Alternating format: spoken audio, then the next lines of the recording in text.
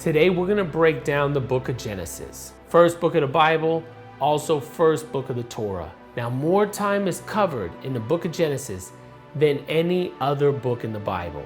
I would almost challenge to say it covers so much time that if you took the whole Bible and put it together, it still wouldn't cover as much time as Genesis does. I like to think of Genesis as three sections. Section 1, creation. Section 2, the early legends of the world. And section 3, which is going to start in chapter 12, it's going to be God becoming the personal God of a Hebrew man and his family that by the 4th generation are going to introduce us into what's going to be known as the Israelites and the 12 tribes of Israel. Now, we talked about this a little bit before, but let's break this down. Section 1, creation. It's honestly a couple pages. And it tells the story of the creation of the world. Now, what some people don't know is it actually is two different creation stories. See, chapter 1 is different than chapter 2. Now remember, I don't want you to trip. We're gonna do a whole different episode that really goes into detail on it. But just remember, this is a creation story or creation stories. What it's not is a first person account of, yeah, I was there when God created the world and this is what happened. This is not fact-finding. What it does do, though, is it describes how God, the one true God to the Israelites, created the world. And there's a term I hear frequently that I love, how God created order from the chaos.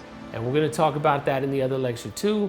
But the purpose is to show how all of this world was created by one God. Because remember, at that time, everyone else believed in multiple gods. Now, section 2 is the early legends of the world. And again, it's not meant to be history, okay? It's meant to tell you how and why the world is the way that it is. So here you're gonna get famous legends like the fall of man, Adam and Eve, right?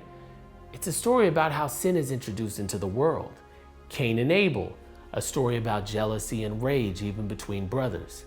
Noah and the ark, a story that explains one of the greatest floods that at one time covered the earth. The Tower of Babel, a story that talks about how we got so many different languages. Now, if you just read these little tiny short stories that are in only a few chapters, we're really spanning thousands of years. And each one of them has a little theme. We talked about it. The fall of man has a lot of themes that still hold true today in Christianity. Cain and Abel, the same. You see, there are so many little nuggets that describe why the world is the way that it is. And they do it through these little stories. And that's the first 11 chapters of Genesis. Then chapter 12 to 50, which is the rest of the book, it's gonna feel like a totally different book. And it's because it stops being the famous legends and it instead becomes, let us introduce you into how God became the God of Israel through this one family. Through the most famous dude, Abraham. Now, we've talked about this a lot, but in chapter 12 through 50, we're gonna meet Abraham and his wife. We're gonna learn of God's promise. You've also maybe heard the term covenant, and that Abraham, this guy, is gonna be the father of many nations.